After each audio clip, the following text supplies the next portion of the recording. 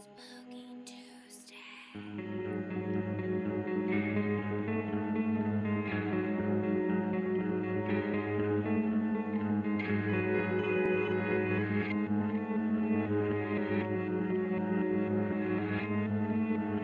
I found this website last night, and according to legend, a werewolf feeds during the lunar cycle. That's the 3 nights around the full moon. Last night was the first moon of the lunar cycle. Why can't you just download porn like other teenage boys? Excuse me for trying to make conversation. Hey guys, welcome back to Spooky Tuesday, a weekly podcast where we're breaking down all of our favorite slashers, thrillers, monster movies, and black comedies on the new scariest day of the week. I'm Sydney Thompson. I'm Monica Height. I'm Chelsea Duff, and this week we are talking about Cursed, the 2005 collaboration between Kevin Williamson and Wes Craven of Scream fame. This movie really wanted to be the next Scream, especially for the monster set, the monster movies. It just didn't hit at its time, and a lot of people hate it, as it turns out, and think that it's bad. Really hate it. And they're wrong. Really hate it. Like, a lot They're of people wrong. involved with it too, and like, okay, last week I kept being like, I don't understand how anybody could hate it and have taste. Now that I've learned a little bit more about it, I can understand why people would be frustrated because, okay, here's the thing. Here's why I like this movie, and also why a lot of people don't like this movie. In a way, it is sort of a spiritual sequel to Scream 3. It's the Exactly. exact same vibe. No, It's the exactly. exact same vibes as Scream 3. It's like, Exactly. yes, it's like the same Hollywood backdrop, Hollywood jokes, funny little Hollywood cameos, and plagued by just as many rewrites and reshoots, and just as much producer meddling with the plot. Some fucking Weinstein bullshit. Chelsea, would you Weinstein. like Oops. to tell our listeners what the actual plot of the movie is? You know, I sure would like to, but I pulled up IMDb to look at what they put for the tagline, and I'm pretty sure it is a little out of date and about the old version of the movie. So I'll read that to you just to give you that. No way. No, seriously. And then I'll try and make something up on the spot. But IMDb says a werewolf loose in Los Angeles changes the lives of 3 young adults who, after being mauled by the beast, learn they must kill it in order to avoid becoming werewolves themselves. So if you've seen the movie, you know that is not the case. That's not what it's about. But it's Damn, about it that's all. hilarious. That's Not a the big case. fuck up. It is like someone clearly put that in while the movie was still in like pre-production or something, because they filmed for like 2 months before the Weinsteins were like, actually, can we change literally everything about this movie? And it then was they literally pretty much 90% done with filming. Like, Yeah, And- yeah. And all of the actors who are involved have basically come out on the record and been like, I don't know why that happened, other than now we know that Harvey Weinstein is terrible and meddled with a lot of projects unnecessarily behind the scenes, perhaps for his own ego, perhaps to be manipulating people in whatever ways, who knows. But we have no answers. That said, just because the movie that we got is the result of Weinstein meddling, I will not let that rob me of the joy that I experienced watching this film, because the film that you actually watch, if you watch this film, is about a brother and sister played by Christina Ricci and Jesse Eisenberg. And they do get sort of attacked by an animal in the forest who they come to suspect is a werewolf. But what they learn is that it's like the lunar cycle, and they've got 3 days to kind of get to the bottom of this new curse that they're feeling affected by. So it's, Right. it's And not, hold on. oh, No. please. It's not the forest. It is Mulholland Drive. That's true. Because they say Mulholland Mulholland Drive. Drive like 800 times in this one scene. Yes. They're like, oh, Uh-huh. are you on Mulholland Drive? Yes, yes, yes. Are you sure? Mulholland Drive. Yes, yes, yes. Mulholland Yes, Drive. Mulholland Drive. you east of know the Coldwater. iconic Mulholland Drive? Oh yeah, they literally say like East of right by. Coldwater. Yeah, and I yeah, pulled it up on Mulholland, Google Coldwater. Maps to be like, I wonder where they were. No, And yeah, I drive that there all was- the time. Okay, so I told the two of you before we started recording that I went down like a couple different fairly random internet spirals and Google searches because of this movie. This was not a spiral or a Google search exactly, but I did go through a couple back and forths with myself being like, how did they get to Mulholland just east of Coldwater? And then I theorized they're coming from Hollywood Boulevard. I did a full Californian sketch with myself where it's like, they're coming from Hollywood Boulevard. I bet they went up Laurel Canyon. Now they're taking Mulholland from Laurel over to Coldwater so they can go down to their home, which is probably in Sherman Oaks. You know what I mean? I think when we watched this with our friends, we were like, I wonder if they live in Toluca Lake. No, it's got to be Sherman Oaks. They're deeper in the valley. That's my totally take. Sherman Oaks. That feels right? Don't you think? It does feel right. And also I thought that there might have been a Sherman Oaks name drop in this movie. There was a Studio City name drop in this movie for sure. That's what it was. There was a Studio City name drop in this movie. What was I watching? I watched too much media this week and I got another show confused with this movie. That's what just happened. Anyway. But yeah, I mean, wait, are you thinking about the meme that has been going around where it's like, there's no this isn't Forks. There's no vampires in Sherman Oaks. Oh no. I was thinking of What We Do in the Shadows. There was an episode of What We Do in the Shadows where they like FaceTimed in some actor who like played Dracula in something and was like asking him questions like for advice about doing vampire things. And he was like, what the fuck? And then he like says like, I'm just over here living in Sherman Oaks. And I was like, yeah, that's where I grew up. Anyway, that's I not love the movie Hollywood that we're talking about. jokes. Okay, Maybe that's why it doesn't land for other people as much because they don't have that LA connection the way that we do. I don't know. And they really drove it home. Like it's truly, it's like Jenny Tate of Studio City. I'm on Mulholland, east of Coldwater. Here's Lance Bass. We're on Hollywood Boulevard. Blah blah blah. Like every moment. Scott Baio. Baio's here. Scott Baio. Okay, wait. So before we talk about the movie that actually exists, should we just like talk about what it was going to be? Because otherwise, I feel like dropping it in is going to be too confusing. Tell me more, because A Werewolf Loose in Los Angeles changes the lives of 3 young adults. I know those 2 of those 3 were originally supposed to be Christina Ricci and Jesse Eisenberg, but they were not siblings. I remember reading somewhere that they were gonna be love interests, and then IMDb trivia was like, no, somebody else was the love interest. You're gonna love this. Love this. Oh yeah. So the original movie, was going to be about 3 different people who had no idea who each other were. And pretty much, just so you know, so you can feel happy in your heart, the Jesse Eisenberg like character arc is the exact same pretty much as it was in the original, including the Milo Ventimiglia stuff that we will get into later on. So thank the good Lord. Good Lord. And Christina Ricci's character had the same job. She was also like a business obsessed girl. But the third character was a man named Vince, and he was played by Skeet Ulrich. Billy Trout, baby. What was his name? Billy Trout? Was something Trout? Jizz Trout. No, it was not Jizz Yes, Trout. it was.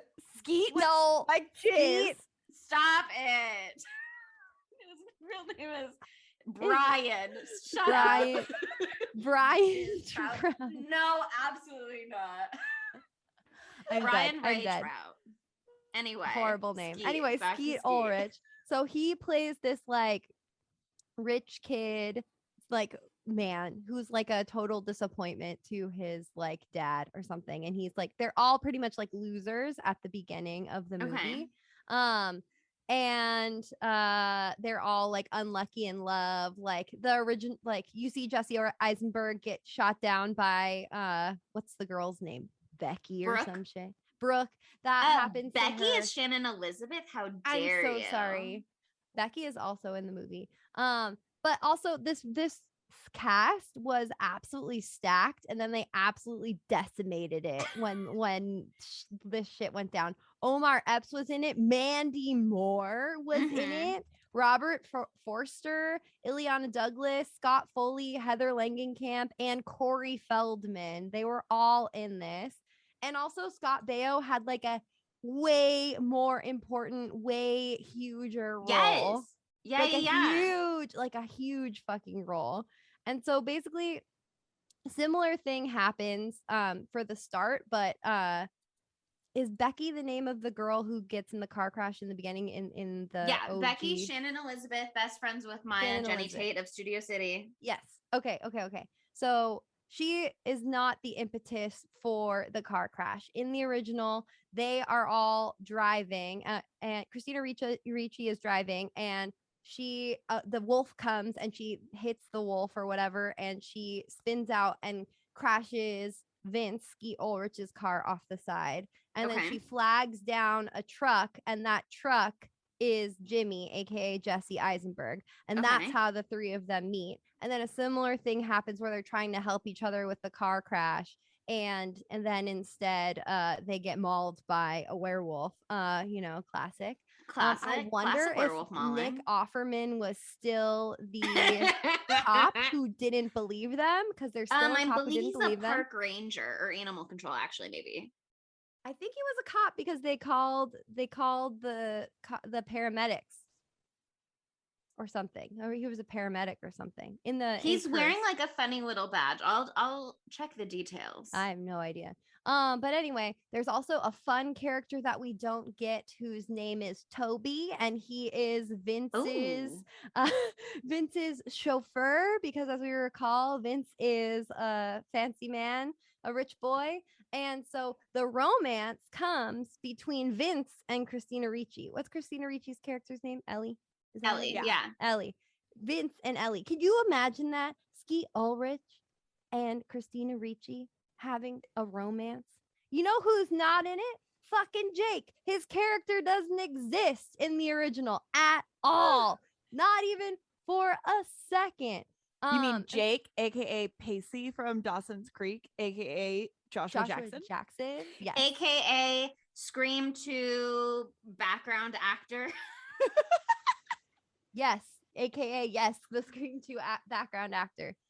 So the movie kind of like continues on in some similar ways. Like Zipper still becomes a werewolf dog or whatever the fuck. And Ellie still has to go meet up with Scott Baio.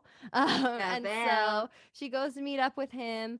But while that's happening, she was also going to like meet up with Vince like that same night or something like that. Like he was also there. And while Vince is there, Becky shows up. And because Vince is a hot playboy, who like, that's kind of where they got the inspiration for the Jake character, I guess. But then they just ruined it. Sorry, getting ahead of myself. But Becky like is apparently this is a quote from the article, okay, a star fucker by nature, and so she sees Scott by Baio. nature. She came out of the womb a star fucker. That's her whole deal, is she's a star fucker.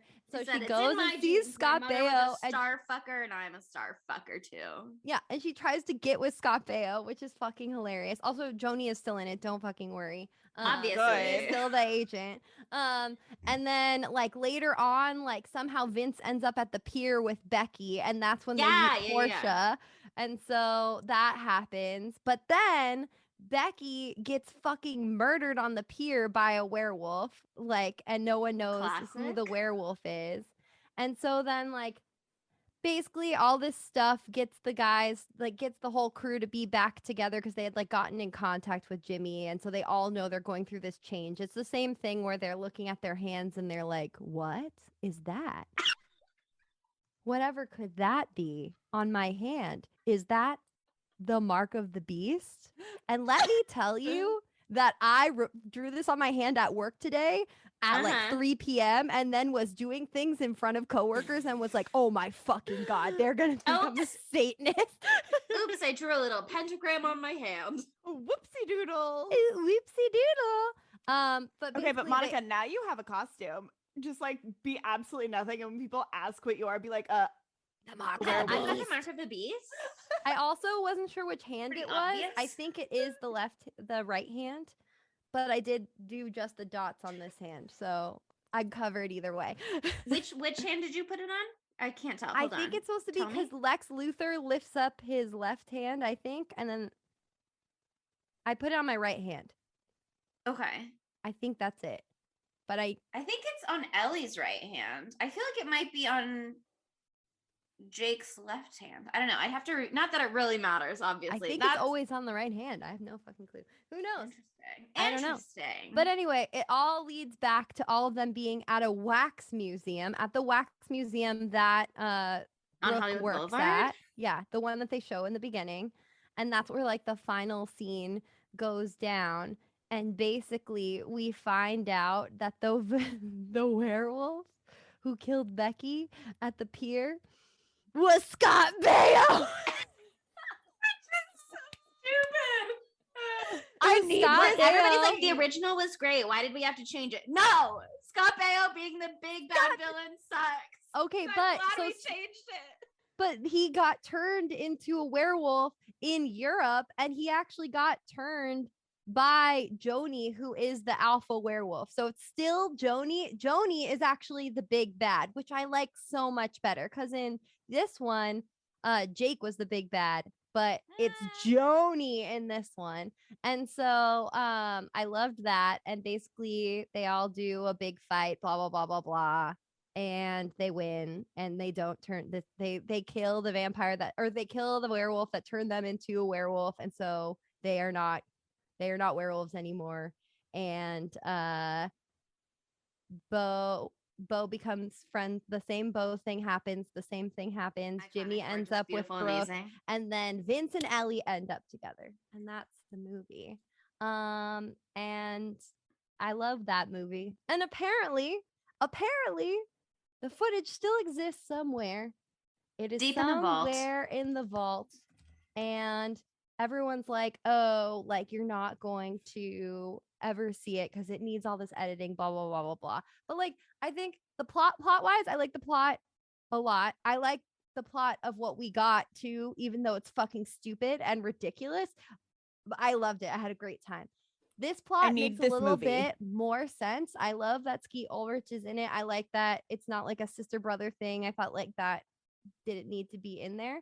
But the thing that I missed the most that we didn't get was that Rick Baker was going to do the fucking effects or the practical makeup effects for this movie.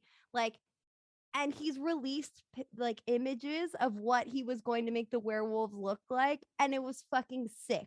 It was awesome. It was so awesome. It was so much better than the CGI that we end up getting. Like the man who did American Werewolf in London doing this werewolf movie. Like there's nothing more iconic than that. Mm-hmm. It would have been really beautiful. I kind of wonder, like, okay, here's the thing about this movie.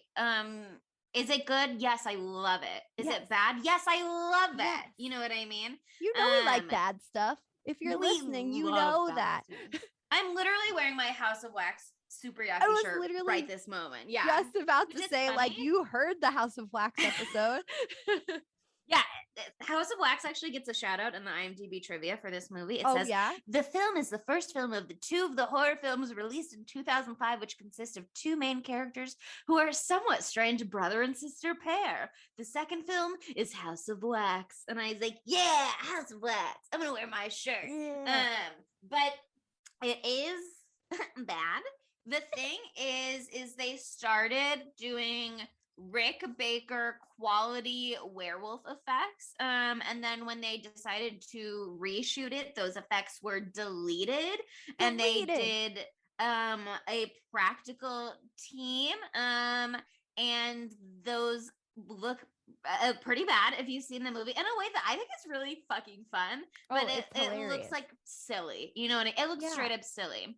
And then also at some point they stopped working with the team that did the practical effects and they brought in CGI, and so there are some moments where the werewolves look completely computer generated and some moments where it looks like somebody wearing the body of an old gorilla suit but with a head on top. Love that part.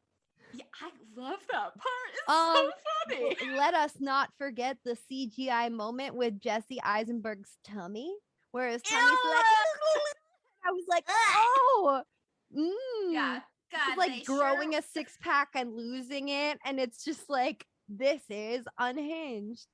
It's so all over the place. I do wonder if even with all of the rewrites and stuff, if they had still had Rick Baker level makeup and effects and prosthetics, like would it have elevated the film and more people would like and appreciate it despite the fact that it is what it is? Well, I don't think because there's it's not clear if Rick was let go, which would be unheard of, or if he left. And he might have left the project based on the direction that it was going. And I wouldn't blame him just because of what it used to be. Like there's a lot of stuff I didn't mention in that it's in the synopsis about how absolutely gory the original was going to be. This was going to be a rated R movie. It was going to be an absolute gore fest. Like spoiler alert for the one that never happened. Toby, the beautiful chauffeur that I mentioned, he gets ripped limb from limb inside of the fucking, like ripped out of the limo and ripped apart. Like there's like a lot more like visual gore. It was gonna be R. Think of all the fake blood. Sydney would be dying for it. But like they not only changed the whole plot and caused months delays. First, they just wanted Kevin Williamson to change the end, and he was like, okay. And then like they were mad about that, and then they ended up having to rewrite the entire thing. It caused 4 months delay. That's why all these people dropped out because of scheduling conflicts.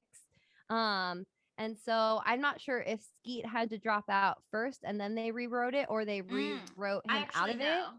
I don't. So they Yeah, how did that rewrote work? the character to be Jake, essentially. Like I think they even changed his name to Jake, and they made him be the boyfriend character, and then they had the treatment of the boyfriend character with the treatment that Jake gets in this film at the end, where he's kind of like the big boss, if you will, and the boyfriend turns bad. And so Skeet Ulrich was like, I did the boyfriend is bad and Scream. I did that 10 years ago. I'm not really interested in a repeat. So he dropped out because the rewrites, he was like, I don't need to do this project again. No, that makes sense. Like, especially with that reasoning, and also because like I don't like the direction personally that Jake's character goes in. I feel like it's kind of, sorry, Kevin Williamson, I feel like it's kind of like weak writing his character arc. It's like confusing and like, I love it actually. At the end, I wasn't crazy about it. I love the movie, but that's one of my least favorite parts is that part of it. Well, it was like this whole movie, Jake was being set up kind of like as a red herring to being the big bad. And then, you know, you find out like, oh, it's not him. But then it's like, oh, yes, it is. Like at the end, like you're not supposed to, he wasn't set up. Like, so I find it a little unbelievable. Yeah. That I agree. I agree. I just felt like the last ending, like I thought like it should have ended with the first ending. You know what I mean? And then there was the second ending, and I was like, I didn't need this extra 10 minutes for me. Sure. But we did get the tummy wiggle from Jesse Eisenberg in that part, and so I can't be complaining too much because that's a high point. But anyway, okay, I will say if we're talking about the ending, which we are, so I will. But if we're talking about the ending, the thing is, okay, so blah blah blah, spoilers, etc. You know the deal. You are listening to this episode, and also you have listened to this podcast before in the past, I assume. But maybe it's your first time. Hello, welcome. But if that's not the case, we already spoiled the end. Here's the thing, but I'm gonna say in detail, Monica. Anyway, so the thing is that the werewolf that's been a menace throughout the film is Joni Judy Greer, but she was accidentally turned by Jake, who she briefly dated, and so now she's been like attacking all of the women that she sees as her competition. And so she gets this like face off with Ellie because Ellie's dating Jake. And then that ends and they go home and they're like, yay, it's over. And then Jake shows up and he's like, it's not over. But the thing is that Joni says at one point, like, I didn't think you were serious competition, Ellie. Like, I didn't take you seriously as a threat. I didn't think I had to worry about you. But if you like are watching the film with that in mind throughout the movie, the problem is that Jake was being such a fuckboy the whole time because he was evaluating who could be his werewolf bride, you know what I mean? Like who could really accept his secret and like live his life with him forever. And I guess he sees whatever in Ellie that he's like werewolf bride material right here. This is wife material instead of just girlfriend material. Well, I think it's because her parents are dead. They briefly mentioned that. And so he's like, you know what? We're going to kill your brother. Therefore, you will have no family, no attachments. We could be together forever. That is actually the only part that didn't make sense to me is when he's like, oh, we'll just kill Jesse Eisenberg. I was like, first of all, why? But he does have one line when he's like talking to her and he's like, we've both been through tough stuff. I was born a werewolf and you have dead parents. Like he doesn't say that, but that's the takeaway. Let me find the exact line he says. Oh, I didn't write it in this section. I just wrote I was born a werewolf and you have dead parents. It's basically the same thing. But whatever. But throughout the whole thing, he keeps being like, I know that I was a fuckboy in the past, but I'm different now. I want to be different, but I'm falling into old patterns, blah, blah, blah. All of the girls keep being like, you only date somebody for a few days at a time, just a few dates, and then you move on. Even Kyle Lex Luthor is like, you got to watch out for him. Like, he's bad news, blah, blah, blah. And then at the end, it made sense to me to have him be like the final after Joni, because Joni is obviously the best part. The best part. Well, actually, hard to say with the Milo stuff. It's so close. It's so close. I didn't know that I could choose. It's a tie. But yeah, Joni is so incredible. But then it made sense to me that like Joni didn't get herself in this situation. Like, sure, she used her powers for evil. Once she became a werewolf, she was like, I'm gonna maul these bitches. But that fuckboys are gonna fuckboy and that the fuckboy should get his comeuppance, I felt was right. But the only thing that I didn't like is that he was like, okay, Ellie, here I am ready to make you my werewolf bride. I'm gonna make sure you stay a werewolf forever. And then he was like, but there can only be one alpha in this pack. And it's like, do you really think that Jesse Eisenberg is trying to challenge you to be the alpha? No, he's not. First of all, even in that little 2-person werewolf pack, it would be Ellie. It would obviously be Ellie. Yeah, also, like, Jimmy is not out here threatening your title as alpha. In what world would she be like, yeah, you can kill my brother? Like, yeah, just kill my brother. No, that would fucking never happen. That's why I thought it was so unbelievable, because I was like, you can't be this stupid, you know, to think that this is gonna work for you. It's obviously not gonna work for you. She's been like, especially because her parents are dead. It's just the two of them. They've been a little 2-person family. And so they got extra special bonded because of that. Like, oh, I found the quote, by the way. Behind, come on, idiot. Say it. Idiot Jake.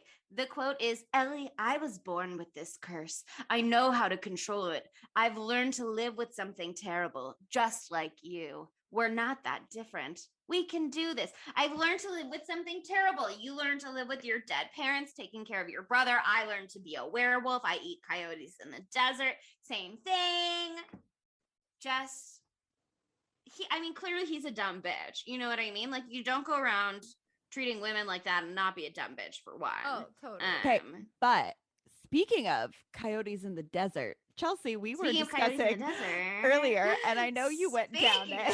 Coyotes in the desert. Yeah, okay, so now we got to circle back to Nick Offerman, who may or may not be a cop. I think we decided we took a short break. Yes. That was not on the record though. So they didn't hear that conversation. No, we decided he's a sheriff. Yeah, I think he's a sheriff. He's wearing a green jacket. I thought he was perhaps animal control because they reference animal control later.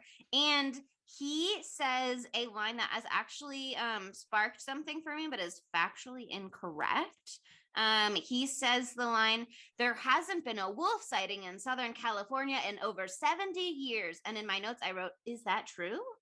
The real answer, and perhaps that was what they wrote at the time in the beginning of the film when they started production on this 5 years earlier than it came out in the year 2000.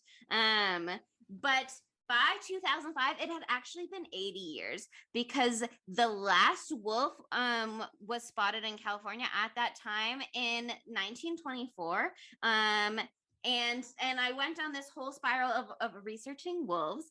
And this month, actually, this month there was an Oregon wolf spotted in Southern California in what, quote, could be among the century's longest, unquote, wolf adventure being my words. And then there's another article from earlier this year that was like, it's the furthest south a gray wolf has been spotted in California in nearly 200 years. And yeah, no. I went down this wolf spiral. It's a lot. Absolutely lost in it. That's exciting. It's a lot of notes. Here's my journey. So I went, is that true? Wow, guess what? An Oregon wolf was spotted in Southern California literally this month. For the South in 200 years. California only had one known gray wolf pack as of 2020, and they live in northeastern California in like the Shasta, Sierra Nevadas region. Researchers say that the lack of wolves is one of the main reasons why the coyote population in Southern California has been expanding rapidly over the last 50 years. If you live in California, Southern California, you know about our They're coyote problem. all over the damn place. It's a wolf problem, really, is the issue. And also, just a fun fact to tie it back to the movie for 1 second before I continue down my wolf spiral for you. The high school mascot is actually the Coyotes, which I thought was a really interesting little tidbit. And Joni does have a line like, "What am I supposed to do? Eat coyotes in the desert?" And she's like, "No, thanks." But so just in case you were wondering, you want to know more about wolves. The wolf who did the journey was named Journey. They named him Journey, but it's an Oregon wolf, Oregon OR7. And it traveled over 1,000 miles in 2011 looking for a mate. And then it was like, there's no mates here. So went back to Oregon, found a wife. They came back. They had babies in California. Journey's son, CO8M, started the Lassen pack. That it's like the one known pack of gray wolves in California. But CO8M maybe died. Maybe he left his family. We don't know. He could be a bum. He could have had a tragic accident. But he has not been documented since the 2019 breeding season. And there's a new black male wolf breeding male on the scene. So drama. But yeah, it's like this whole fucking thing where like wolves used to be all over. They were documented from San Diego to Sacramento from 1750 to 1850 and documented in Shasta County in the Sierra Nevadas from 1850 to 1900. But then European settlement and colonization really happened like big time over here on the West Coast. And just like agriculture towns, blah, blah, blah. It pushed out the wolf populations from their habitats. And then also they put bounties on wolves because they were like, we have to protect our cows. Fuck a cow. There are so many cows that it's breaking down the ozone from their farts. Like, God damn it. By the 1960s, the only gray wolves left in the lower 48 states were found in northern Minnesota and Isle Royale, Michigan. But in the 1990s, they reintroduced wolves in Yellowstone. And if you don't know this, they discovered that wolves are actually a keystone species, which means it basically like rebooted the whole habitat to start over again because wolves eat coyotes. And then like what wolves eat, the carcasses leave behind for like scavengers to come and eat. So then those animals, and then like the coyotes aren't picking off all of the foxes and stuff. It's like a whole thing. And I could keep going, but I'll try not to. But basically you bring back wolves, the predators that they eat stop preying on everything. Those animals stop eating all of the vegetation because they've got other things to scavenge off of. So the plants come back, the animals come back. There's more bears, magpies, ravens, etc. And luckily, quote, it's total luck, unquote, the California wolf pack, the Lassen pack that I mentioned, sired by CA08M and with a new baby daddy now, survived the Dixie Fire from earlier this year. So thank God. Thank God. And then in my notes, anyway, back to the movie. So that's the end of my that's the end of my little wolf spiral. But I really That's a went beautiful down wolf spiral. a I learned rabbit a hole lot. there. Yeah, learned a wolves lot. are cool. Wolves are good. Wolves Are they important. scary? Would I like to meet one? Actually, I have met one. Because Same. there are wolf sanctuaries, and there was like in our high school we had to do community service hours, and sometimes they would come and be like, come do community service with us. And one of them was this place where they were like, come walk our wolves, come take our wolves on walks. And I did. I took those wolves on walks. That's so badass. Monica, were you still? Yep, I met the wolf that came to our work. Yeah, we had a wolf come like to the radio station one day. It was gigantic and so cool, and we're just like sitting there. We're like, doggy. Yes, It was because of Game of Thrones. That's why it came. Because it was like dire wolves. Everyone was excited about dire wolves, and so they brought wolves to the radio. Me too. I'm excited about dire wolves. Me too. I was fucking stoked. I put a picture of me with that wolf on my main. Okay, that's on my Instagram, and I will. I thought you meant like your mane of hair, and I was like, what does that mean, Monica? No, I don't typically refer to my hair as a mane, but maybe I should start. I feel like it works for you. Pics on Maine, okay? Posting wolf pics on Maine. Posting Maine. wolf pics on my Maine. Oh, okay. Well, this movie, like, it's not the original. It's not what Wes Craven wanted. It was actively disowned. He hated it. He's like furious about it. You want to hear the quote? What he said? It's so fucked up. He's like so mad about it. It's gonna make you cry, Chelsea, because you love this movie. He said, "The contract called for us to make an R-rated film. We did. It was a very difficult process. Then it was basically taken away from us and cut to PG-13 and ruined. It was 2 years of very difficult work and almost 100 days of shooting of various versions. Then at the very end, it was chopped up and the studio thought they could make more with a PG-13 movie and trashed it. I thought it was completely disrespectful and it hurt them too. And it was like they shot themselves in the foot with a shotgun." Quote Wes Craven. Jesus Christ. Yeah. Two thoughts that I had earlier that I now have the opportunity to circle back around to. Yes, the movie was absolutely supposed to be a lot more gory. The scene where Jenny Tate of Studio City is slaughtered in the parking garage and the elevator after the pita party. God, this movie is insane. The pita party was still in the original. Don't get it twisted. Oh, that was the opening, baby. It was the opening scene. And then like the Pierce stuff was in the middle of the movie, whatever. Anyway, but her death scene, it was going to be like so much gorier. You were going to see like her in the elevator with her insides torn out on the outside. And instead you kind of just get like a fade to black with that moment. And actually you were saying, why would they let Rick Baker go? That must not be the case. Unfortunately, per Rebecca, I asked her what the deets were and if we could share them. And she's like, yeah, I think they're probably in my dad's book, so it's fine. But she said that they did come to him and they were like, we want a comedy, like we want PG-13, we want technology. So he gave them a gorgeous image, that gorgeous mock-up, the work that he did, and we'll share it on social so everybody can see. And they basically said like, no thanks, that's not our vision anymore. They're so fucking stupid. They're so stupid. I don't know how you get Rick Baker and you turn down Rick Baker. Rick fucking Baker. Motherfucking Rick Baker. I've seen how many Oscars he has. There are countless. And one is for a werewolf movie. Yes! The OG. Talk about the whole thing with this movie. They're trying to like redefine the werewolf genre for Y2K, like all this fucking shit. Those were all the buzzwords that they were using. Like talk about redefining the werewolf department. What am I saying? Redefining the werewolf. Redefining the werewolf department. Redefining the werewolf department. You know the werewolf department. You know the werewolf department. The werewolf department. Sometimes you gotta shake things up. Rick Baker didn't have to redefine the werewolf department or genre because he wrote the fucking book on it. He defined it in the first place. Okay, so they turned that down. Rick Baker is the moment for werewolves. Okay.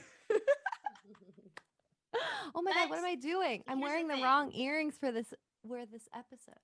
Do you have werewolf earrings? Yeah, what do you have? Yes, they're literally right here. I made them last year. Oh, I remember when you made those. Gorgeous. Put them in. Pop them in, baby. Gorgine. Oh, wait. Okay. All right. Let's start talking about our favorite moments from the actual movie because there are so many. There's literally only one. No. Okay. That we're gonna get to that. But we can't get to that yet. There are so many beautiful moments before that. For example, the movie starts with Bowling for Soup playing a song about the big bad wolf. Yes. That's how it opens. A clear reference to the Lost Boys. Yes, it was such a clear reference to the Lost Boys. I didn't realize that was a Bowling for Soup song. No, it says Bowling for Soup across the background of the stage. I don't know if it's a Bowling for Soup song, but it sure was Bowling for Soup singing it. For Soup. I also, there did not pay attention to that, I guess. It literally blew up my brain. My first note was, "Holy shit, this is iconic." Also, it's their song "Lil Red Riding Hood." Of course. Cute. Also, there's a few other references that to Lost Boys throughout. Or well, maybe not a few, but the other one that I noticed is that to do his research on what was happening to him, Jesse Eisenberg, aka Jimmy, went and got a comic book about werewolves, and that's exactly what I forgot his name from Lost Boys does. Sam. Okay, it is Sam. That's what Sam from Lost Boys does. He goes to Corey Feldman and gets the comic book. Do you think that that's what Corey Feldman was supposed to be in this movie? Do you think, oh my God, there's a pier too. Oh my God. Was it going to be like a total homage to the Lost Boys? And he was going to be selling comic books? I'm gonna die. Wow. It would have been so awesome. I need this original movie. I need it. I need them to release the film. I need it so much. I want it. Here's the thing. It is not a clear reference to this next piece of media that we all know and love.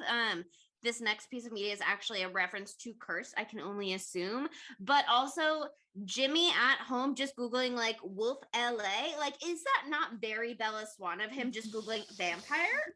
Yes. That is 100% Bella Swan being like vampires. Also, I think it was the same web designer who did the vampire website in Twilight. Surely. As that werewolf website. I was like, oh man, the early internet. It was beautiful. It was not even that early then. It was 2005, but like the graphics. But yeah, Curse came out in February 2005, I believe. And the first Twilight book came out in October 2005. So I can only assume that Stephenie Meyer saw Cursed.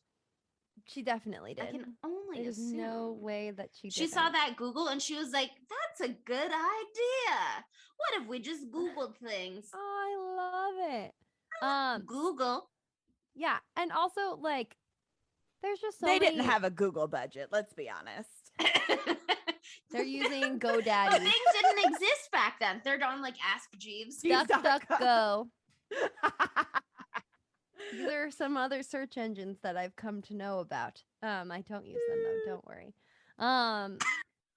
But also like there's so many good cameos in this. We already talked about the Lance Bass one, which was fucking amazing. Yeah, he's at the end at Tinsel, the hottest new Hollywood themed club. Okay. I was pissed off with Tinsel because when we were first seeing Jake setting up his club, all the things that he was setting up were spooky things. Like that's all you saw was spooky shit. And then they have a spooky mirror maze and all this shit. So I thought it was going to be a spooky themed club. And I was like, that's fucking awesome. Love that. And then I was like, why the fuck is it called Tinsel? And then when they do the whole scenes in there, it's just a wax museum. And that's exactly what it is. They just used like probably the set they had already made for the original movie that was set. That scene was set in a wax museum. And then they're like, JK, it's Hollywood's hottest club. Look, Lance Bass is here. I mean, like if Lance Bass and Scott Baio were at a place, it would be the coolest place. So that's not wrong. But I was just like, that made a lot more sense to me. And it made me mad. I was just like, this could have been a spooky bar, but no. Sure, but like I love that there's a wax figure of Cher there. I love that Joni steals the clothes off of wax Celine Dion. I think that's great. Because that dress is the best villain dress in all yeah, it's so cinematic funny. Yes. Such a history. diva dress. And she gets a sword from these She wax gets a figures. sword. Yeah! That's Okay, equally important. The thing is, when we watched this with some friends over the summer. When we watched 47 Meters Down Uncaged, we were like, what would pair well with 47 Meters Down Uncaged? Oh, I know, Curse. Because like obviously. But our friend Devin was with us, and I'm gonna make her say something on social about this moment. But I had prepped her ahead of time, being like, Devin, there's one moment in this movie that's gonna drive you out of your mind. You're gonna love it so much. Judy Greer gets a sword, and she's just like swinging it. She looks incredible. She's in a Celine Dion diva dress. It is the most amazing moment. But I didn't catch the first 2 times that I watched this movie. I didn't catch why she wears the Celine Dion diva dress. Oh, I didn't. I was just like, for the drama, maybe. Yeah, she seems like a bitch who loves drama. So oh, she was absolutely like, is you a know bitch who what? loves drama. I'm gonna look incredible in this, and Jake will be like, Duh, wow, yeah. you look incredible in this wax figure Celine Dion outfit. That's only part of the reasoning, because they walk into that room. It's literally called like the diva room, and there are 3 wax figures next to each other, and it's like, I think Diana Ross, Madonna, and Celine Dion, and Celine is in the middle. And you just see it for like a second. And then later there's only 2 of them. And Jimmy's like, weren't there 3 there a second ago? And then Joni leaps out and she's wearing this Celine Dion dress, because you only see it for a second. And I was always watching with other people and couldn't rewind. I was always like, oh, that must have been Joni standing there before. And she was just so still that they didn't notice. No, it's because when Joni becomes a werewolf, her clothes explode or like disappear or whatever. She needed clothes for that part of the movie. So she steals the dress off of wax Celine Dion so that she has something to wear. And it's an iconic, amazing diva dress. Because then at the end, after they get her and she's on the floor, when she transforms back into her human figure, naked. She was naked behind that curtain. She said, let me just borrow Celine Dion's dress. something that I thought was really interesting, and I haven't watched enough werewolf movies to like consider this before, and also a lot of the werewolf movies I have seen, the werewolves are dudes, and so this wouldn't be as noticeable. But when Judy Greer or Joni turns into a werewolf, her hair, like her long blonde hair, like sloughs off as she's transforming. I thought that was so interesting because I was like, okay, so in this universe of werewolves, like your hair just bounces right back as soon as you turn back into a human. I just thought that was an interesting thing to consider, like that it like falls out and then like the new hair forms when you become a werewolf. I don't know. I always just thought that it like shrunk back into your head to be shorter or something like that. I don't know. It's an interesting detail though. Yeah, totally. But actually, if you look at Rick Baker's original designs, the werewolf in that image kind of has some long strands of blonde hair, Joni's hair. Yeah, I liked that. I like that it like kind of retains her hair. Retains her hair and still looks like her. I mean, you wouldn't look at the werewolf. Like her, it does kind of look like if you look her. at it. If you looked at it and you didn't know about, you wouldn't know. You wouldn't know, but we know that it's Joni, and so I totally could see that. She had like the angular face as a werewolf, still like the eyebrows, the angry little eyebrows when she does her sassy face. Yeah. Ugh. God, I love this movie. I love this movie so much. Okay, this movie it would have been good. great with Rick Baker's effects. It would have been really great. Would've. That said, the bad parts of it are part of the charm for me. The bad parts of it are amazing. Another part that's really bad, that's also really good, is the part. I'm sorry, I'm laughing just thinking about it. When Jesse Eisenberg goes to the window and all those dogs are like surrounding the window and they're like, rah, rah, rah, rah, rah, rah. And he's like, shut up. Shut up. He's like so mad at the dogs and he's like saying shut up. And then all of a sudden he's like, without like, it seems like it just burst out of him and all the dogs just shut the fuck up and they're like, holy shit. And then they all just walk away. That, so maybe he does have alpha potential. Art. Okay. But another great Jesse Eisenberg character like moment is like after he's been like bit, it's like the next day or something, he went from having like curly hair to like straight hair. That's on the third day. His hair randomly the gets third straight. day. Here's the thing. I think this movie only takes place in like a 48-hour time period. It's 3 days. It's Yeah, the it's first day just- of the it's lunar just- cycle, Oh, the okay. second day of the lunar cycle, and the third day of the lunar cycle. That's it. But so this movie came out in 2005, and the third Spider-Man movie came out in 2007. So I feel like emo Peter Parker took some inspiration from this movie. Sam Raimi saw this and he was like, "Zam, the straight hair is sexy." I thought it was so funny, like, because the first time I watched this movie, I didn't catch the whole, like, you get hotter and sexier as you become a werewolf, which I love that as a value add. And I love, like, how Jesse Eisenberg was like, is it so bad if I'm getting so sexy? Like, he even, like, he basically says that at one point. But, like, because when the movie first started, like, the first time I watched it, I was like, damn, Christina Ricci doesn't look that good right now. And then I was like, and then I kept watching the movie and I was like, oh, that was on purpose. They just put her hair in a low pony, which only is good on very few people. But like, she just keeps getting like hotter and hotter in different ways until like the final day. Like, I don't know why, because she had like a side part and like side bangs the whole time. But the final day, she went full Wednesday Adam on him. But like what, like grown up version. She had the middle part and looked more like Wednesday than all the rest. And I was like, what an interesting choice to have been made here. But like, I love that Just they're like Morticia. oh yeah, very Morticia. It was more Morticia, totally. But like, she is Wednesday Addams. So there you go. Wednesday's the all cost- grown up. daughter runs in the family. Runs I in will the say, though, family. the costume department absolutely fucked her over in this. She Yeah. went like, even when she was like, I'm hot and sexy, was just like wearing almost exactly the exact same thing. And it was like a mortician outfit. Yeah, seriously. But I guess like the werewolf curse isn't gonna go shopping for you. So if she was a dowdy little lady before, she's just working with what she had. How old is she supposed to be in this movie? I feel like late 20s. Yeah. But like, her and Jesse Eisenberg look exactly the same age. I know. I mean, he does look like a little infant because he just always does. Like, I think even now he looks like a little infant, and that this is how many years later. But yeah, I also like take offense to like hotter Jesse Eisenberg is just him with straight hair because And I also love that his hair was curly bad. fro. Huh?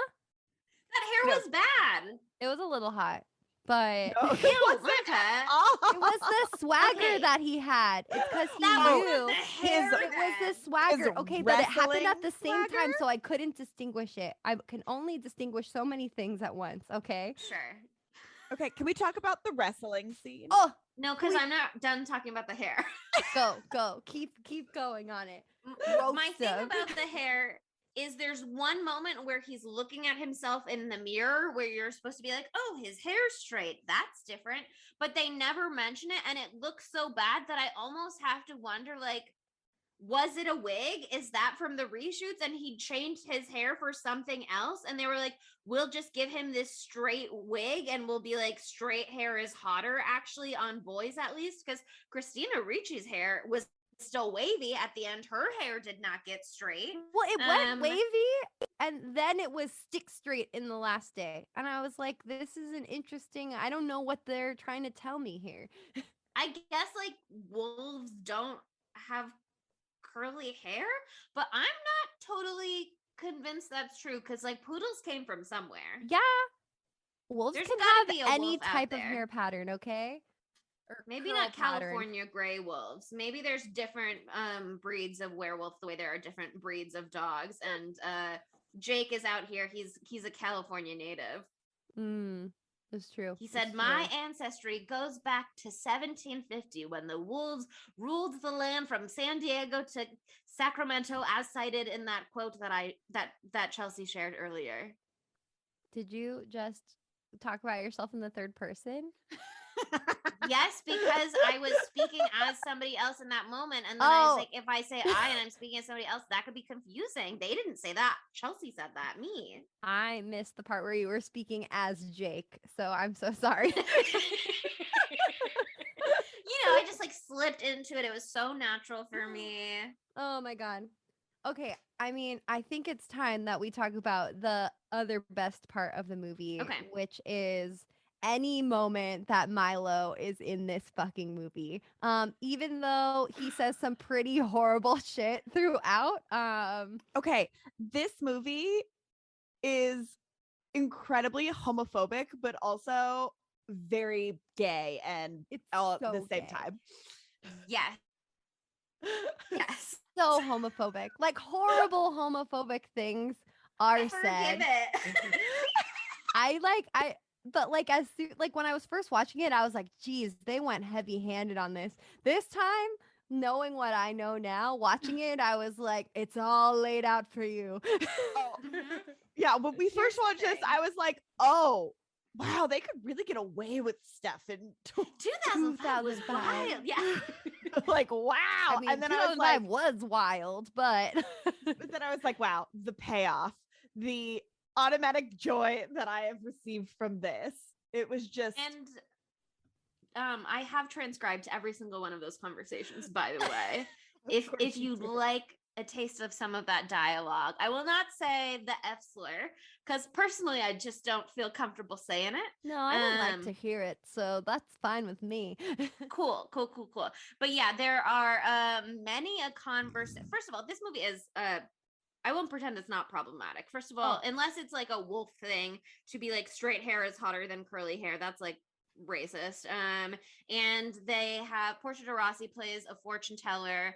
And they use the G word for that, which is a slur for Romani people. Like that's no good.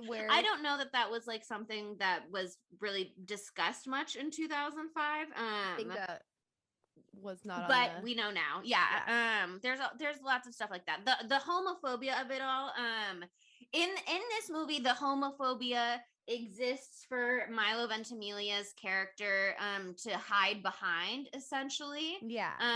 But that in and of itself like is a trope. Yeah. That's a super harmful narrative that is mainly used whenever someone is homophobic to be like, oh, you must be gay, and that is not really an analysis or a real guess at someone's sexuality so much as like an opportunity to insult them by calling them what they must think is the scariest, worst thing to be. So you're using it as an insult, even if you're trying to be like, gotcha. So that sucks. Yeah, that said, I forgive it this one time. You're watching this and we're like, yeah, Jesse Eisenberg is really throwing it back in his face. And I'm just like, but it's still bad. But it's still, the punchline is you're gay. Like, yeah, the punchline is cool. Anybody who's homophobic must be gay. And don't you feel terrible to be homophobic and someone's calling you gay? The worst thing that you can think of. Like, that sucks. Yeah. That said, again, in this particular context, the turn is just works for me. The way they do the turn, you know what I mean? It's not Karofsky on Glee or whatever. It's better than that. Better than that. It's better than that. Oh my God, it's so much better than that. Yeah, lay on us some of this choice awful verbiage that we get from Hattie McHatterson, Milo Ventimiglia, aka Bo, by the way, in case we want to know what his character's name is. Bo.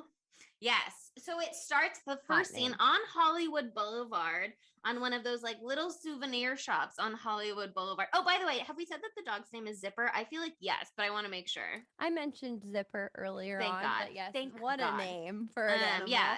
Zipper's in that scene as well, so it's important. Jimmy has like let Zipper essentially, and how did Jimmy get to Hollywood Boulevard with his dog? He like went home from his high school to Sherman Oaks, got his dog, came back to Hollywood Boulevard just to let it off his leash for a second so it would run into the souvenir store so he could run and be like, oops, sorry, Brooke, is my dog bothering you? Hello, I'm Jimmy. That's literally what he did. Yeah.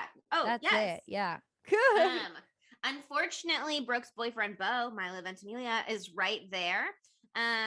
and he pops it in and he's like, hey, I know you from PE. And Brooke says his name's Billy, and then Jimmy's like, it's Jimmy, which is so funny. Roasted. Boom, roasted. But then Bo says, you're the dodgeball crotch target. You should really wear a cup. He says, I'm just looking out for him. He can't help it. Every school's got one. The derogatory it. The geek on his way to F-Town. And then Jimmy says, look, I'm not gay. And Milo says, bummer. And he means it with his whole fucking heart when he says bummer. Fucking does. Mm-hmm. And he tries to play it off by being like, you mean you're just an ass wimpwad for no reason? That sucks. But he really means that bummer with his whole ass heart. And then also at that moment, Brooke is like, you're such a dick, Bo. Just ignore him, Jimmy. And then Bo says, I think your dog is gay too, which is so funny. And also in my heart, I know it to be true. I know that dog is gay. Zipper is gay, yeah. I got know a that dog strong is gay. vibe from Zipper. Mm-hmm. Oh, yeah. But then later on, outside of the vending machines, where you see a little flyer for wrestling team tryouts, and that's where it says that they're the Coyotes at their school. Just the smallest of details. There's no way they didn't throw that in for me specifically years down the line when I would be Googling wolves, California sightings, wolves, prey, predators, etc., keystone species, etc. Anyway, Bo says, geek juice, you trying out for the wrestling team, Jimmy? And Jimmy's like, I don't wrestle. And Bo says, I think all that male-to-male contact would be right up your alley. And then Jimmy says, is that the appeal for you? And Burn! Then, yeah, Bo's friend is like, ooh, back talk. And Jimmy says, haven't you been the team captain for like 2 years now? Like he really set himself up for that one too. Yes, it's just like, really why would you call the thing you do gay? Like, you know that thing I'm all about? It's super gay. It's funny that you're trying out for it, but I'm not gay. I'm not gay though. I'm not gay though. But the sport like is the innately gay. Part. You probably like the male to male part. I just like the wrestling. I just like the pain and the hurting other people. For me, it's about the unitards, but for you, probably it's about seeing other dudes in their unitards. It's just like, okay, Bo, you're being very transparent. I will always consider. Yeah, oh, that's literally what he says. That's precisely what. Yeah. What can I say? In the next one, and PE class where wrestling tryouts are happening. And that's Jimmy? The part where Jimmy does his sick ass jump, which is so fucking funny. He like launches himself over a wall and lands on the bleachers like it's ain't no thing. He literally was like 10 feet in the air. It's gorgeous and it's stunning, and there's no reason for it to be there other than commit to the drama. Yes, and he should. But he jumps down, he walks over to Brooke, and then he's like, you're here, Brooke, what's up? And Bo comes over. Yeah. Oh, are you here in PE class? Like, yeah, she's here in PE class. But Bo comes over and he's like, what's going on, Brooke? You going fruit fly on me? Which is better than, and I actually am comfortable saying the F slur in this specific context for the term fag hag. It's like how I'm okay with saying Fago from Jennifer's Body. Yes, exactly. You got to know when it's for you and when it's not for you. You know what I mean? Important to but fruit fly I think is much more fun than fag hag personally. Agreed. And I don't know that any of us can really consider ourselves fruit flies if we are also the fruit. But that's a conversation for another day. Anyway, so he says, you going fruit fly on me? And Jimmy's like, actually, we were just talking, but if you don't mind, shoo. And then Bo says, oh, you're asking for it, Abercrombie. And which is to say, I love you in your style. Do you want to kiss? Is what he means. Yeah, that's the subtext. Yes. And then that's when Jimmy preppy says, baby. Jimmy says, oh, come on, Bo, you're really becoming transparent. But how about a little identity intervention, okay? Because all this internalized homophobia is just giving you away. And then Milo says, "You better watch your ass," which is to say, I am watching your ass. And Jimmy, the coach comes over and is like, "What's going on?" Blah, blah, blah. And then Milo's like, "I want to wrestle him. Let me wrestle him. I want this male-to-male contact that was brought up earlier." And it's and then just the most so ultimate gorgeous. showdown ever happens. Like, can you imagine a boy as lanky as Jesse Eisenberg picking you up by your neck upside down? And do you know what he says in the moment? He says the worst, most beautiful, stupidest line in this whole movie that I love. He says to Milo, who he's holding over his head upside down in the air, straight up, "You know the best part about being a fairy? You get to fly." And then he slams him down. Oh, Gorgeous. Incredible writing, Kevin Williamson. Yes. You Beautiful. And that brings the homophobia in the film to an end, because then after that, our next scene with Bo is when he shows up on Jimmy's doorstep. All of a sudden, he's nice now. Okay, apparently in the original script, instead of just this like weird wrestling showdown, there was going to be this whole moment where Jimmy like snarls in Bo's face and he sees his reflection in Bo's eyes, and he sees that he's like sort of semi-transformed his face into like a wolf face or whatever before it snapped back. So that's what stops him from like literally throttling Bo or killing him or whatever. And that's why Bo is so like, much more powerful. but also I like that it was just gay nonsense. You know what I mean? Yeah. But it was gonna be this whole thing where it was just like it scared Jimmy into stopping, and it scared Bo into stopping being a bully. But instead, that I like that in that moment, Jimmy was like, "Stop calling me gay. It's clear what's happening here. You're projecting." And then later, Bo comes over to his house and is like, "How did you know I was projecting, bestie?" He comes over. Baby, I was projecting, and Oopsie, now you got me. Yes.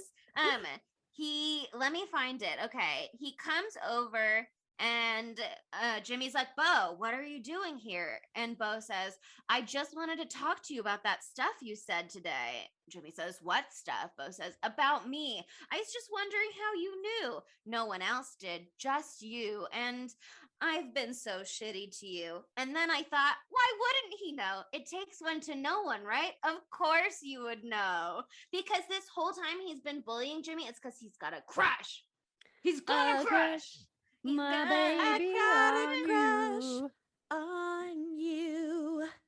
I hope you feel. Oh, boom. Proving Adam right that I am once again the best singer on the pod. Did you not just hear me sing right before? No, clearly I didn't. Wow. Well, I did sing and it was really nice. And it was a different song about having a crush, an old timey one, because I'm an old soul. Wow. I see that in you, Monica. We'll have to, obviously, of course. We'll have to let Adam decide on that one.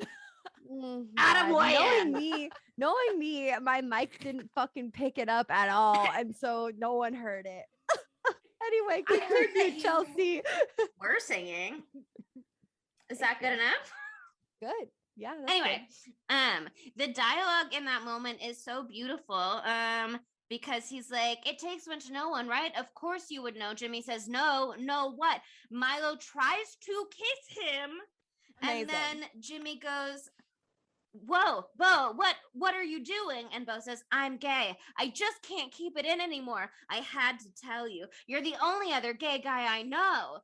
Jimmy's like, Jimmy's like, whoa, okay, stop. No, I'm not gay. I mean, not that there's anything wrong with it. Bo says, "This is hard for me, okay? Don't be like this." Jimmy says, "Look, trust me, Bo. I'm not gay. I'm cursed." And Bo says, "I'm sure it feels like that, doesn't it? Not being able to tell anyone, talk about it's so fucking funny." And Jimmy's still just over here being like, "No, I'm cursed by the mark of the beast. Bo, I'm a werewolf." Just a mutual coming out moment. Gorgeous, really beautiful if you think about it. Stunning. Yeah. And Bo's like, come on, Jimmy, you don't have to pretend anymore. Not with me. And he's like really making the moves. And Jimmy goes, no, it's part of the curse. I'm appealing. I have an unnatural sexual allure. And Bo says, yeah, you do. I know. And then this is the best line probably in the whole film. Jimmy says, look, dude, I'm happy for you. You be gay. It's a good thing. Unfortunately, I got my own shit to take care of. So best of luck. Yay, go gay.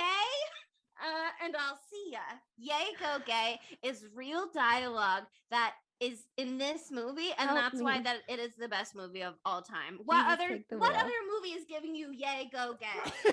Not nearly enough of them. More. It is a cheer. It is an instruction. It is a call to action. It is empowerment.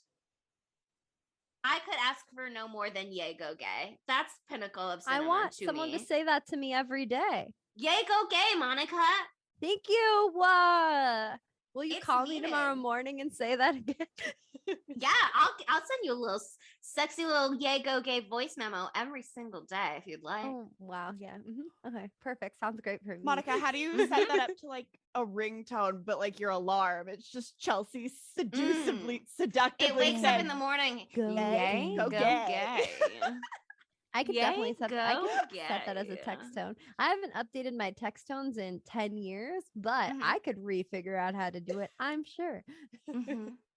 It's just yay, go gay. I don't think it gets any better. No, and then we get Milo / Bo as an ally for the rest of the film. Like he's helping out fighting the werewolves. He's now invested in helping the sister out. He goes to Tinsel Club, whatever the fuck. Oh, sorry, it's just Tinsel. And he's like a down bitch. He's like, I will enter the mirror maze with you. And then let's kiss in the mirror maze. Let's kiss in the mirror maze. I love it. To kiss in the mirror maze. I would like to kiss. But yeah, in the mirror maze. Oh my God. And then we get the most amazing moment of the entire fucking movie. Like we already talked about how Joni is revealed to be the werewolf who's off the walls, killing people left and right. And you start to realize that she's killing all people who have like hit on Jake, which I didn't realize at first. And so it all scans. But then like there's an ultimate showdown between our two heroes, Ellie and Jimmy, and you think that Joni is gonna get away. It's epic. It's really epic. You know, you think everyone is gonna chop each other's heads off. That doesn't happen. But Joni runs away into the rafters just as animal control shows up. I love animal control. Huh? And the police? Oh, okay, cool. Yeah, they've got guns. I think they're just police in this moment. What is with the confusion of animal control and police in this movie though? Clearly they're not making it obvious. I got confused with the plot of the other movie because like animal control comes for a call for one of those. I don't for what something in the original script. But yeah, and like literally Joni is gonna get away because she like went into the roof and she's like hiding up there. But she's such a petty fucking bitch that's what gets her in the end. Did you write down what Christina Ricci said? I wrote down. Give it to us. Give it to us, girl. I have the dialogue with Joni and Ellie and Jimmy, obviously, where she explains that she got turned into a werewolf because she had hot sex with Jake that got a little rough, and there's no such thing as safe sex with a werewolf. I have that moment where she's like, Jake, she's like, she bonked out Jake earlier in the movie, and then she's like, Jake, you bounce back quickly. Hi. And he's like, it's you. And there's this really great line in there where he's like, she says, that's the coyote line. He says, look, Joni, it doesn't have to be like this for you. There are ways for you to control it. And she says, like what? Nibbling on coyotes in the desert? No, thanks. I'm having too much fun eliminating the competition. Pretty soon I'll have you all to myself. And he says, I won't let you kill her, Joni. And she says, Jake, honey, muffin, I am not going to kill her. I promise. I'm just gonna rip her to shreds and let her choke on her own blood. Then maybe I'll eat her. And that's such an amazing line. But the part that we were but like that's a mood. You know what I mean? Like a mood. I feel like that is something that Such a I mood. would say. It's gorgeous and I love it. Jake, honey, muffin. I'm not gonna kill her, I promise. I'm just gonna rip her to shreds and let her choke on her own blood. It's a loophole, technically. It's not that bad. It's not that It's a bad. loophole, technically. But the police show up and they're like, "Where's the animal?" And Jimmy's like, "It's up there somewhere." They're like, "What's it supposed to be?" And they're like, "I don't know. Stay alert, guys." And Jimmy's like, "It's a werewolf." And they're all like, "Yeah." They're like, wait, what? Wait, what? Yeah, Ellie says she may have changed back to her human form. Her name's Joni. She's this hyper skinny publicist. They say, any other description? And I actually love this line too, because Jimmy goes, "Yeah, she's what, like 5'7"? And that cracks me up also that they would just be, she's 5'7". But what Ellie does is she starts to describe her for a second, and then she gets a hot, sexy little gorgeous genius idea in her brain. And she goes, she's got a bony ass and fat thighs and bad skin. And Joni bursts out of the rafters, full werewolf, middle finger.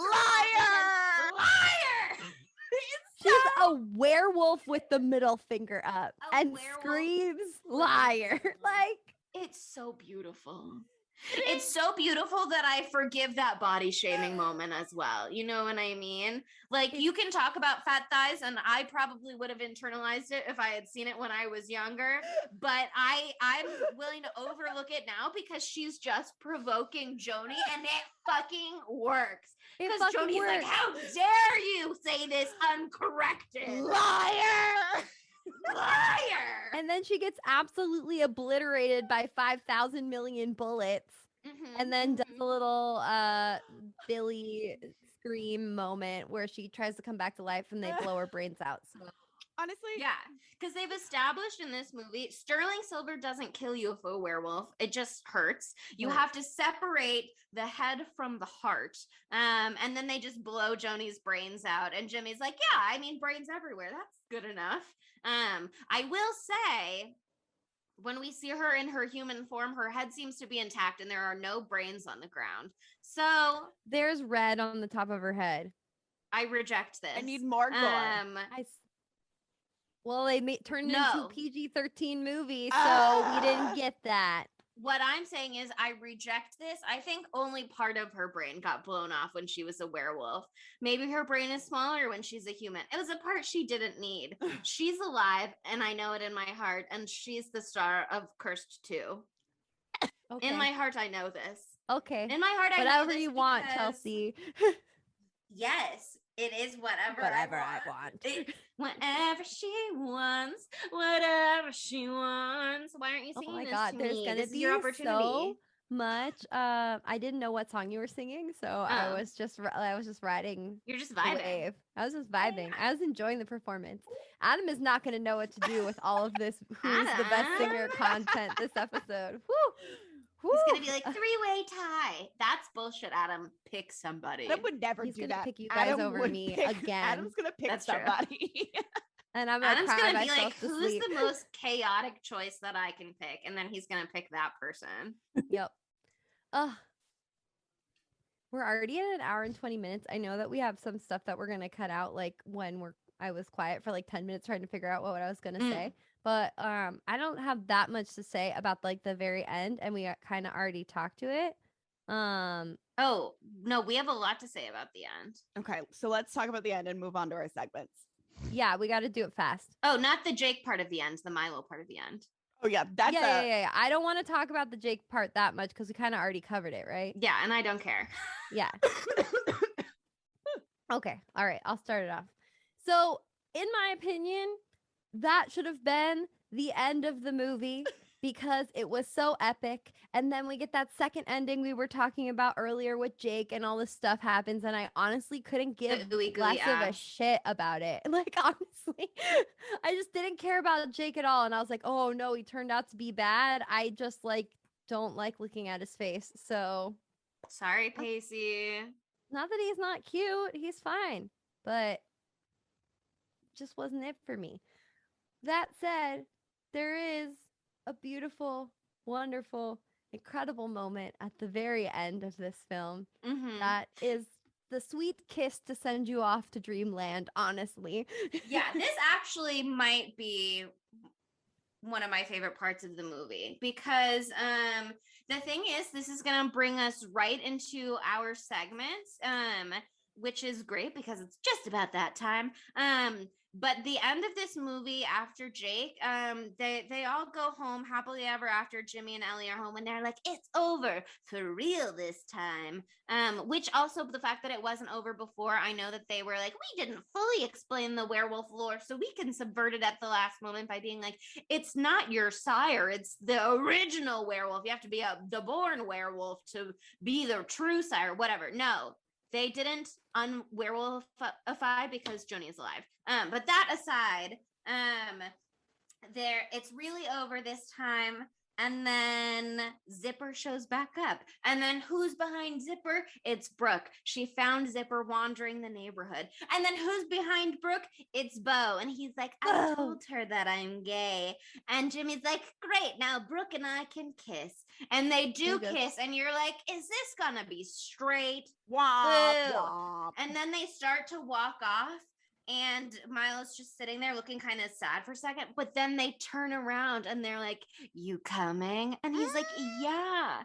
Because guess what? This is as close to a polyamorous couple that you were ever going to see on screen in 2005 in a mainstream movie. That was as close as they were going to give you. And to me, that's canon, baby. It's canon. Here's the thing. It's canon. I was screaming at the top of my lungs when we watched this all together for this part. As somebody who would love to have two boyfriends who were in love with me, but also in love with each other, like, good for you, girl. Good for you. Yes. Here's the thing. When we watched it with you, Monica, and also Sydney and I had watched it previously one time with a couple other spooky crew members on a night. You were just like busy or something. I don't know. But the first time, whenever Milo was making homophobic jokes, we kept being like, "Haha, Milo's gay, whatever, blah, blah, blah. It's just the 2005. Like, of course, that's going to be the thing." But we didn't really expect it to actually happen. And then it actually happens in a way where he's being like very sweet and not Karofsky from Glee. And he's just being like, "How'd you know? Oh, I'm so glad we can be out together and we can talk about gay stuff. I have an outlet where I can be myself, blah, blah, blah." It's like sweet. You know what I mean? Yeah. And we were so shocked. And then at the end, Jimmy kisses Brooke and we immediately made throuple jokes. And then they're like, "Hey, babe, you coming? There's 3 of us." And we were like, what? Like, it blew our minds that they gave us that too. Everything we want, This we movie can have. This movie was written for us specifically. Yes! It was. I know in my heart, nobody knew that it would be for me one day, but they delivered the perfect film to me. Like, first we get the perfect film to flip me. off werewolf Judy Greer, and then we get a throuple with Jesse Eisenberg and Milo Ventimiglia. And it's just like, And Judy Greer with a sword? I know. Like, how much more can one girl Iconic. ask for? No, there's nothing. There's nothing. And so, like, the question is, how could this movie be gayer? It simply, I don't think it could be. I mean, it could be. Jesse Eisenberg, it could be a real canonical throuple. Yeah. There could be a 3-way kiss where they all kiss at once, like, whew, which is not They could how be- things work. But I would have loved to see it. It would have been fun. They could have had Jimmy be like, "Remember how I kept saying I'm not gay? It's because I'm bisexual and I'm very specific about what labels I like to use." Like, he could be the one person, not the one person. He could be one of the people who are like, I don't use gay as a catch-all term. I like bisexual specifically. That's how I identified. That's the exact label I want to use. And they could have given us that. But honestly, I feel like what they gave us was basically that. Yeah. yes. No, It's like, basically no that. notes. No. In this aspect for the film, no notes. Like, only this aspect of the film. But God, I mean, I couldn't believe my eyes. And the fact that it's Milo Ventimiglia, and I literally have such a thing for him, like, as a huge Gilmore Girls fan, and this is at, like, his exact sexy, hot Jess, like, era of his life. Like, I get chills just watching him. And then him being gay is even hotter for me. Yeah. It's just when they walk off, the three of them, like, yes, Jimmy and Brooke are holding hands, but Bo and Jimmy may as well be brushing elbows. Like, they're not far apart. He's not separate from the couple. He's right fucking there with them. It's a throuple, baby. It's a throuple. Everybody loves a good This throuple, is the especially throuple Monica representation in we're a looking throuple, for. basically. Yeah. In a hypothetical throuple, that is not actually a throuple at all. I'm not in a It's throuple. the closest to being a throuple without actually being a throuple, basically. I live In with our two hearts. men, Yeah. and so everyone's like, it's a throuple. And sometimes, like, my one friend was like, so you guys are actually a throuple, right? I'm like, no, my God. I was like, no, I just joke about it constantly. No, you're not in an actual throuple because, you know, Adam and James are just solo dating. So that's fine. Yeah, no. I'm their beard. Yeah. But yeah, I mean, it's a beautiful gay film. Yay, yay, gay. Yay, I yay, gay! Yay, gay. Yay, go gay! Yay, go gay. Yay, go gay! How much Yay, more, go gay. with dialogue like that, how much gayer could it really be? There's no room. You know what I mean? There's no room. There's no It's space. already It would have been full too long gay. of a movie. But okay, our next segment is always, where would Maddie Lily fit into the film? And the thing that I have to say is, if they lost Skeet, and because they lost the Vince character, why not have Stu, aka Maddie Lily, be Jake? Why? I know. Why? It's the natural choice. If they were gonna have that full Scream connection by having Skeet Ulrich in this movie, and it's the re-collaboration of Kevin Williamson and Wes Craven, the natural choice would have been Matthew Lillard. Like, sorry, Joshua Jackson, you were fine in this role, but And Matthew you were fine Lillard, in the film class in Scream 2. yes, you were also fine there. God, But it it could should have have been Matthew been- Lillard. It could have been Matthew Lillard. I just got that would have been chills awesome. all over my body I could see- thinking about it, like full body chills. And thinking can't you about see this. him being like a little bit more believable? Like, well, not believable. Not that Joshua Jackson wasn't believable at skeezy club manager who's a playboy, but like we've seen like Matthew Lillard be a little bit of a skis in some of his other roles. Like, Oh, I it's don't know, very something. Matthew Lillard and She's All That. But Yeah, Here's the thing, totally. too. Like that totally fits. He could totally be like a hottie playboy. Like that makes sense to me. think of all the cool merch there could have been of like Matthew Lillard is a werewolf. Do you feel like maybe it would have been obvious though if it was Matthew Lillard that like that was going to be the twist? Because I feel like using Pacey lends the character some like wholesomeness that the character doesn't actually have. Yeah, I guess I could see what you're saying. Although I guess you're right. The characters, everyone from the beginning is being like, that guy's sleazy. So like with the Joni of it all, even if you're set up to be like, it's Matthew Lillard, he's gonna be bad, then they give you Joni, then you'd probably go like, oh, it was Joni, I was wrong. They cast Matthew Lillard to trick me, and then they're like, surprise, it is still Matthew Lillard. Maybe that would be great, actually. I think it would be Yes. great. It should Okay, have I'm on happened. board. It's happening. That's the only way that I would like them to keep the Jake character. If I had it my way, I'd have him go back to the original because I think I like that better. But if they have to keep Jake, then it has to be Matthew Lillard. So just saying, those are the rules. Okay, I don't but think they also just enforce them. consider a little time travel-y, perhaps 10 years earlier. We keep Jake, he's Pacey, Joshua Jackson, but instead, Maddie Lily could be Jimmy, Jesse Eisenberg's character, and we bring Skeet back to be Bo, Milo Ventimiglia's character. And we get our little Billy Stu romance all over again. But this time they kiss because they're actually in this a time couple. they kiss. Although Matthew Lillard and Skeet Ulrich have been doing all of those interviews lately, especially with the new Scream coming out next year, where they keep being like, no, they were in love, they're gay, they both survived and ran off to South America together where they're raising their dogs. All of those interviews just have me convinced that Matthew Lillard does in fact listen to our podcast. So therefore, and he said, "How could this be gayer?" I know. And I'm gonna do a little fan fiction moment just for Spooky Tuesday, just for my girlie, Matthew Lillard. If you're listening, it was real chemistry. It was real chemistry. We love you, Matthew Lillard. What you saw on screen was their true feelings. That's how it is. Okay, but then that leads us to who is the dumb bitch, and we've already said the word dumb bitch in this episode because we already know. So just say it. It's so obvious. It's Jake. It's got to be Jake. Who else could it possibly? I mean, like, no. I was gonna nominate somebody else, not for the win, but for a nomination. But I don't even want to because I think Joni's an icon. Joni's an icon, and Joni's just being herself. Jake is being stupid. You know who is a dumb bitch though? Scott Baio.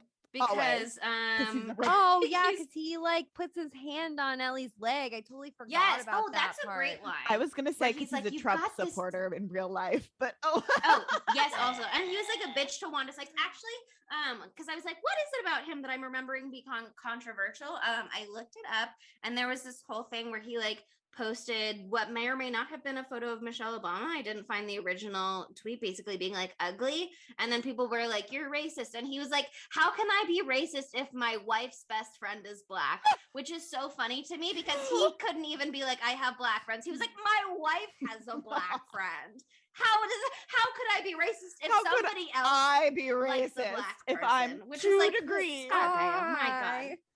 And then he proceeded to be mean to Wanda Sykes, who, as we all know, is the star of New Adventures of Old Christine, and therefore flawless, untouchable.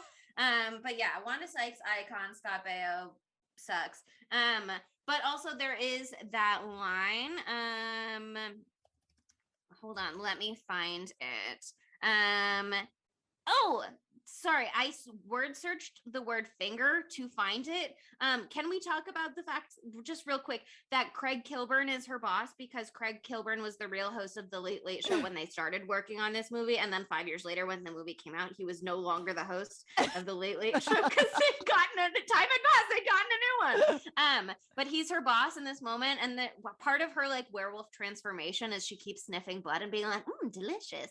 And there's this one moment where her boss gets like a cut on his finger from a soda can or whatever. He's about to go on screen and he's like, what do I do? She sucks her boss's bloody finger into her mouth. Disgusting.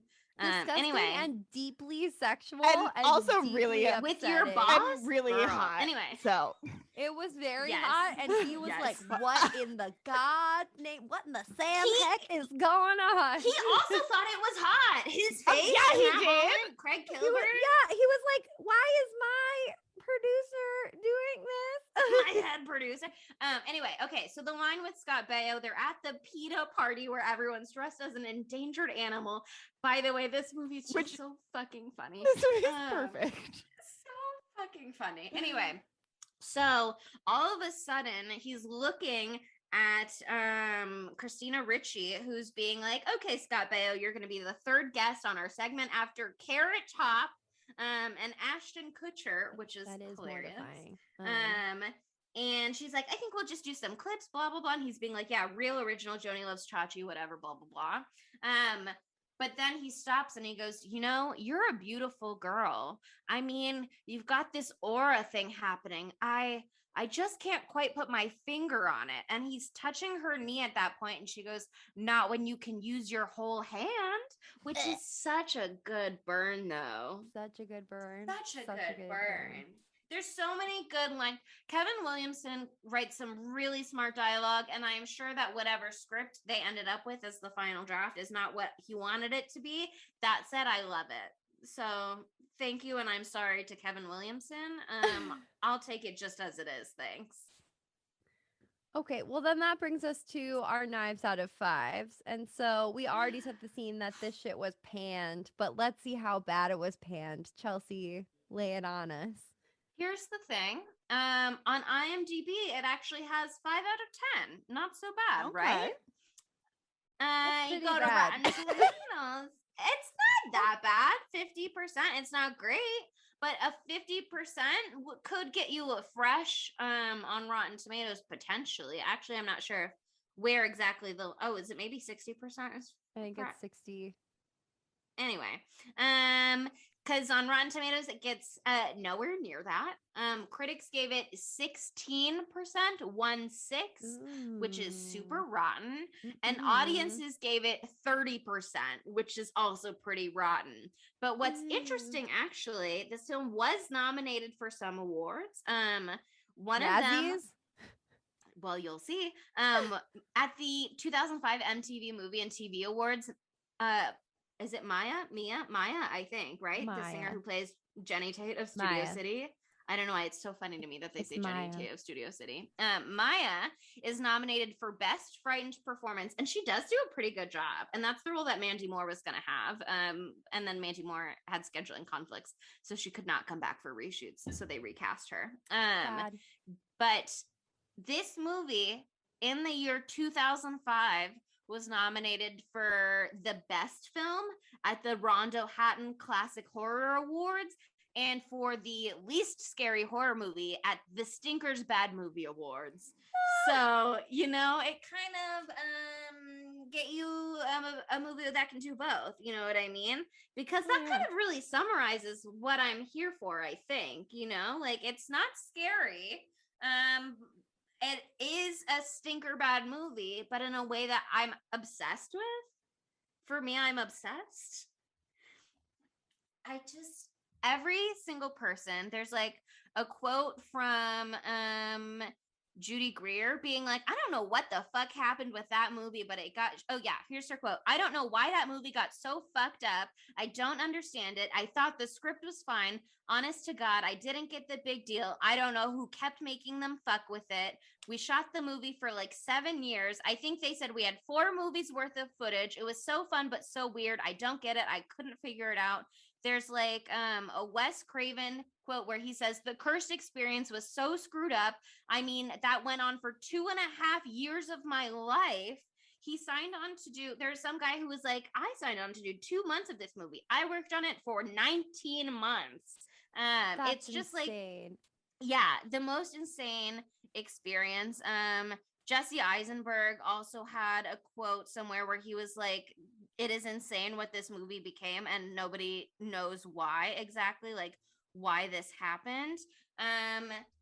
That said, once again, it works for me. It works for me. Okay, here's the quote from Jesse Eisenberg. He said, the first movie was more interesting and provocative. I don't know why it wasn't working. Oh, he's the one that said, now that we know the behind the scenes of the Weinstein Company, it makes sense as to why it was so chaotic.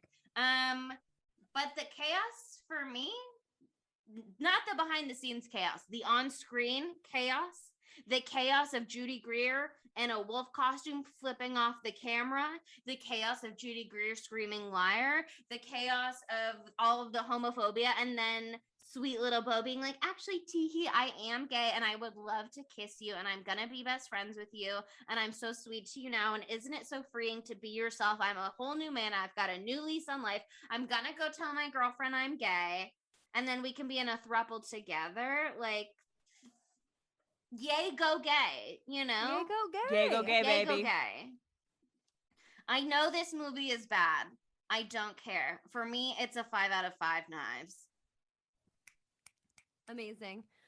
I mean, okay, so I fucking love this movie. Don't get me wrong. I love it. But knowing what I know now, I've learned a lot today. I did a lot of reading. And knowing what I know now, the fact that the original movie had pretty much exactly all of the Milo Jesse Eisenberg shit in it, which is the best part of this movie for me. And it had Skeet Ulrich. I'm just and like, the Joni stuff. And the Joni stuff. I love that so much more. Like, I was so annoyed when I had to even watch the last 8 minutes of this movie because I was just so not moved by it. I forgot that even happened. I thought I was done with the movie and I was like, I still have like almost 10 minutes left. Like, why? Except for the walk to remember at the end. So that is irreplaceable, baby. Nice but Mandy Moore reference. Thank you. I did that on purpose. But yeah, I feel like it would have been a dope movie that was actually scary and gruesome, but still had obviously that Kevin Williamson spice to it that makes it funny. Because like Scream is actually scary, but it's also fucking hilarious, right? Like actually scary things happen in that. So you can have both. We can have laughs and scares. Like I just saw last night in Soho, and I laughed and I was scared. Not super scared, but pretty scared. You know, you can have it both ways, baby. But like they went fully in the corny direction, and I fucking love that. Don't get me wrong. They went full Scream 3. They went full Scream 3. And alienated the audience that they were trying to get at. So I understand why it flopped big and heavy and got 16%, but it is not a flop in my heart. I love it in my heart, but I cannot give it 5 out of 5 with what I know now. The weight of knowledge. Ignorance truly is bliss, my friends. Yeah. That's what I have learned today. I did feel better before I knew that the movie that I loved was the product of Weinstein meddling. Yeah. I did feel better yesterday about this movie. Totally. The curse that they're talking about is the Weinstein family. Like that's what it is. That's what the curse is. Burn. Anyway, I'll give it a 4 out of 5. Nice. Okay. Still pretty good. Yeah. I will watch this again many times. I'm also giving this a 4 out of 5 for the sole reason it would have been a 5 out of 5 for me if we could have gotten Wes Craven, Kevin, what's his last name? Williamson. Yes. Rick Baker. If we could have had that beautiful trifecta that we deserve. We deserve. It's what we deserve. It would have been a 5 out of 5. But unfortunately, again, with the fucking Weinsteins, they fucked up. They ruined a good thing by just existing like they always do. So fuck them. Imagine such boner killers. Shit up that bad. How dare they ruin my raging boner for this movie? How dare? Yes. You may recall this. I mean, this is the classic which Scream is the best Scream divide of this podcast. And also me with everyone in the world, which is fine. I'll be a martyr for the cause. That's fine. I am. What did Sarah Palin always call herself? A maverick. I'm a maverick for Scream 3. But Scream 3, I gave 6 knives out of 5s. For me, this is only 5 knives, you know, because the Using Rick Baker discretion exclusion and restraint.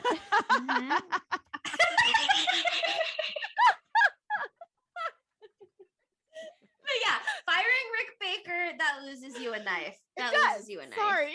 For sure. We have loyalties on this podcast, okay? I know where my loyalties lie. Baker till we die, baby. Baby. Rebecca number 1. Oh, but yeah. Rick's up there too. Rick's number 2. He's up there. I know the rest of the family is all pretty cool though. I don't know the rest of the family, so I don't have a 4-way tie for me, man. 4-way tie. Anyway, that wraps us up for Curse, but we have way more, not way more awesome shit. That made it sound like things that are more awesome than Curse. I can't guarantee that. We have more awesome things to come, and Chelsea's going to tell you what it is. Or Sydney, because I forgot what we're doing next episode. Here's the thing.